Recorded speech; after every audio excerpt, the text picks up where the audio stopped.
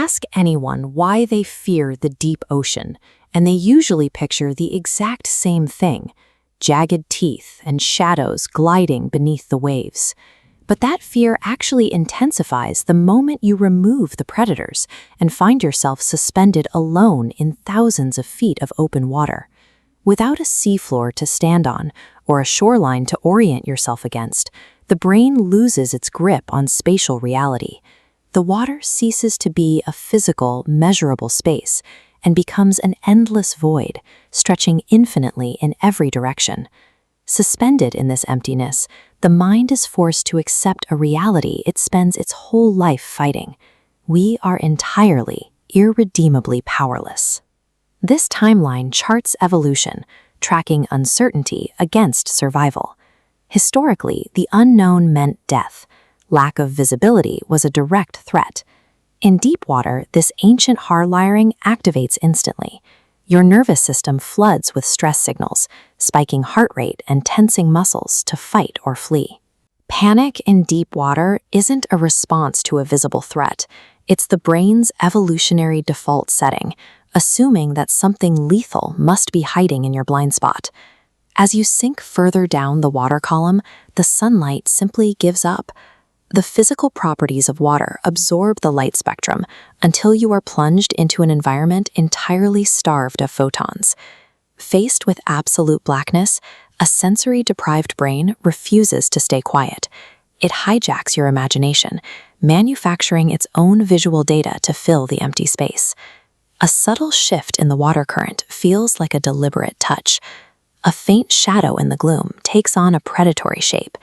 Your mind assigns intent and malice to completely harmless environmental noise.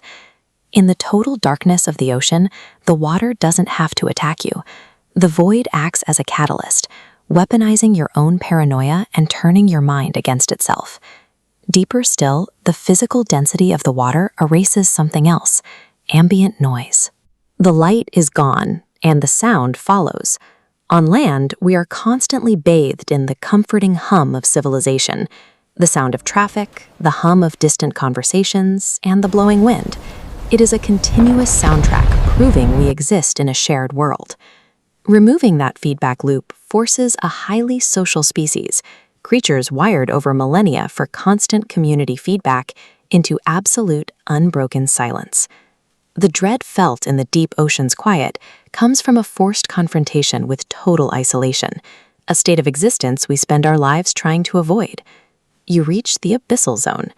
Down here, you are suspended against pitch-black cliff faces, bearing thousands of pounds of crushing hydrostatic pressure per square inch.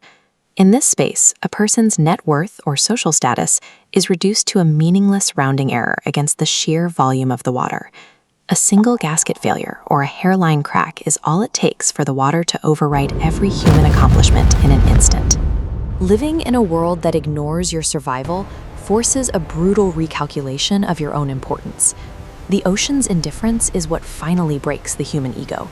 We have mapped more of the surface of Mars than the ocean floor.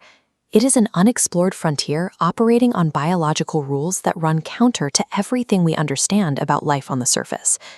Down in the permanent midnight, organisms thrive without a single ray of sunlight. They drift through water that would instantly compress our most advanced machinery, surviving on localized chemicals and their own bioluminescence. Reaching this depth crosses a psychological threshold. You are technically still on Earth, but the environment behaves entirely like a hostile alternate universe. Staring into that blackness is an act of total self-reflection. Our terror of the deep is a mirror held up to the human condition.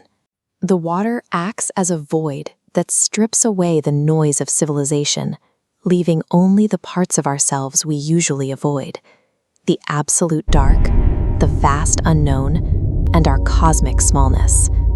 We spend our entire lives looking for the horizon, but in the deep, there is only the descent.